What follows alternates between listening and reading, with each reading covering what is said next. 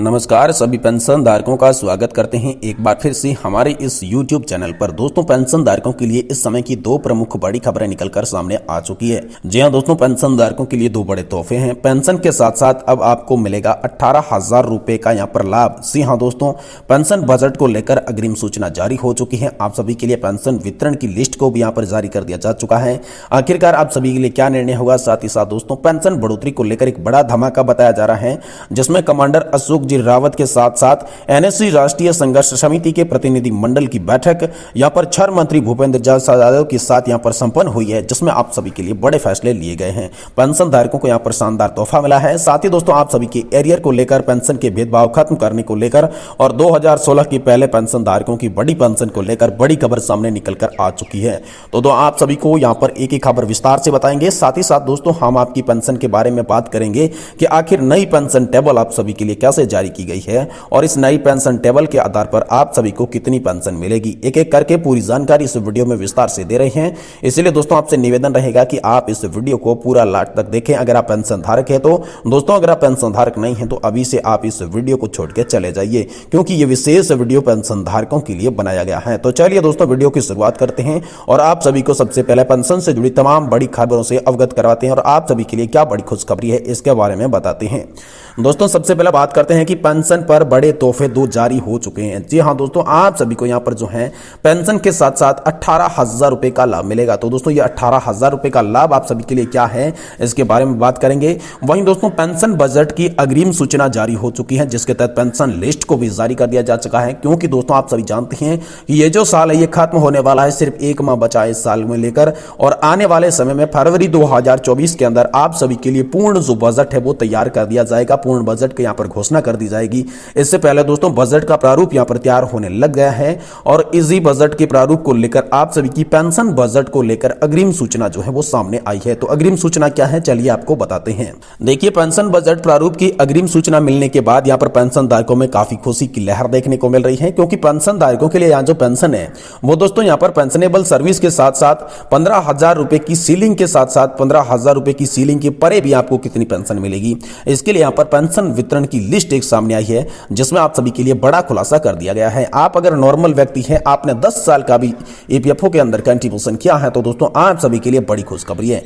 अगर आप नॉर्मल व्यक्ति हैं, आपने ईपीएफओ के अंदर 10 साल का कंट्रीब्यूशन किया है और दोस्तों आपने 15,000 रुपए की सैलरी लिमिट के आधार पर किया है, तो भी दोस्तों आपको जो पेंशन है वो यहां पर 2000 से लगाकर 25,000 के बीच में मिलने वाली है। यह आप सभी के लिए बड़ी खबर है। वही दोस्तों आपकी सैलरी के आधार पर बताया जाए तो दोस्तों जैसे मान लीजिए आपकी सैलरी 25,000 रुपए है, तो दोस्तों यहां पर पेंशन के तौर पर आपको 3 से 4,000 रुपए की पेंशन देखने को मिलेगी। वहीं अगर आपकी सैलरी 50,000 रुपए है तो दोस्तों आपको 7 से 8,000 रुपए की पेंशन मिलेगी। और किसी भी व्यक्ति की यहां पर सैलरी 75,000 या उससे ऊपर है तो दोस्तों उन्हें पेंशन जो है वो 10,000 या फिर 12,000 से ऊपर की पेंशन मिलने वाली है। लेकिन यह डिपेंड करता है उनकी हाल फिलहाल में कितनी सैलरी है। तो दोस्तों ये सैलरी को लेकर पेंशन वितरण की लिस्ट जारी हुई है, जो कि दोस्तों पेंशन बजट 2024 की अग्रिम सूचना है। यहां पर अग्रिम सूचना सबसे पहले प्रारूप के बारे में बताया गया है और इसी प्रारूप में आप सभी की पेंशन को लेकर यह बड़ी खबर सामने आ रही है। वहीं दोस्तों आप सभी के लिए अगली बड़ी खबर की बात करें तो दोस्तों पेंशन बढ़ोतरी को लेकर बड़ा धमाका।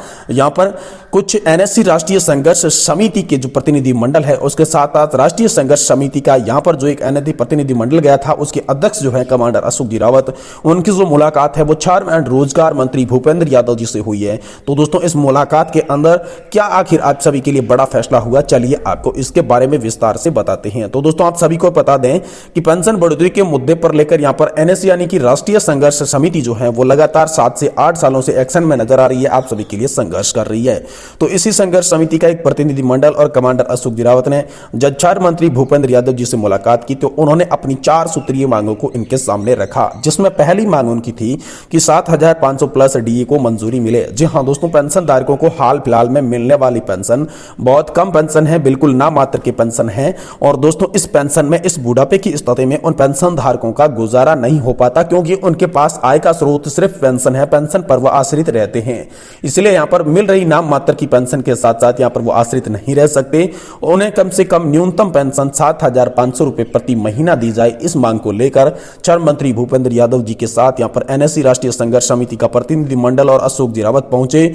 तो उन्होंने दोस्तों बड़ा आश्वासन दिया कि आप सभी की मांगे जायज है, हम यहां पर 7,500 प्लस प्लस डीए को लेकर आप सभी के लिए जल्द ही बड़ा तोहफा आपको देने वाले हैं। वही दूसरी मांग उन्होंने की थी मेडिकल सुविधा को लेकर, जो कि आयुष्मान भारत योजना के साथ पेंशन धारकों को जोड़ा तो गया है, लेकिन एक्चुअल में जो है उन्हें दोस्तों सही से मायने में यहां पर लाभ नहीं मिल पा रहा है, क्योंकि बुजुर्ग व्यक्ति हैं, बुजुर्ग पेंशन धारकों को यहां पर बुढ़ापे की स्थिति में बहुत सारी बीमारियां घेर लेती है, जिसमें दोस्तों पेंशन धारक यहां पर जो है अस्पताल का बिल अफोर्ड नहीं कर पाते हैं, अस्पताल की दवाइयों को अफोर्ड नहीं कर पाते हैं।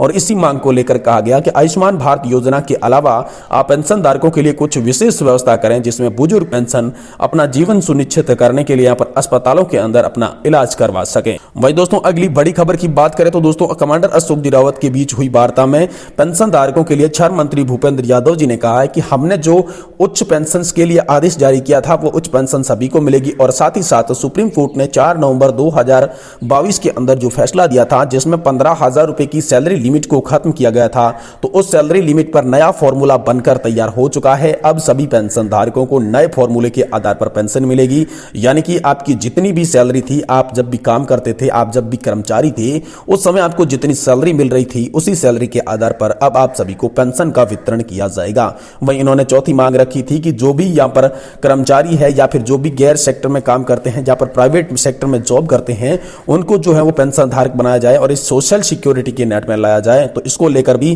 श्रम मंत्री भूपेंद्र यादव जी ने कहा कि जल्द से जल्द ऐसा काम किया जाएगा और सभी को यहां पर पेंशन सुनिश्चित करके दी जाएगी। तो दोस्तों ये आप सभी के लिए बड़ी खबर थी। वहीं साथ ही साथ बात करें दोस्तों पेंशन के साथ एरियर को लेकर यहां पर बड़ी खबर आप सभी के लिए सामने आई है। दोस्तों एरियर को लेकर 18 माह का जो डीए एरियर बकाया था, उसको लेकर यहां पर बड़ी खुशखबरी है। 18 माह के बकाया डीए एरियर को सरकार ने 3 किस्तों में देने का वादा कर दिया है। जी हां दोस्तों, आप सभी को धीरे धीरे करके 3 किस्तों के अंदर ये 18 माह का बकाया डीए एरियर आपके खातों में ट्रांसफर किया जाएगा।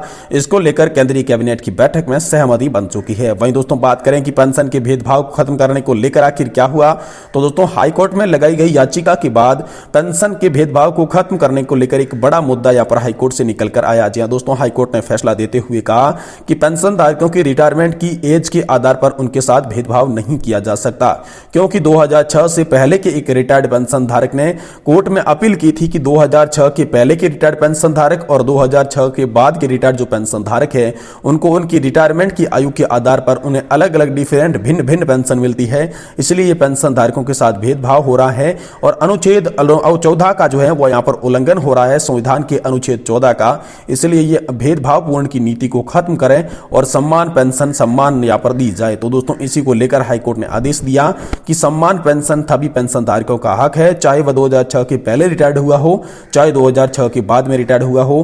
पेंशन धारक जो भी हैं वो सम्मान रूप से एक वर्ग बनाते हैं, इसलिए पेंशन धारक सम्मान लाभ के हकदार माने गए हैं। इसलिए यहां पर आप सभी के लिए पेंशन का भेदभाव खत्म करते हुए हाईकोर्ट ने आदेश दिया है कि आप सभी को अब एक समान पेंशन दी जाएगी। वहीं दोस्तों आप सभी के लिए 2016 से पहले पेंशनर्स के लिए बड़ी पेंशन।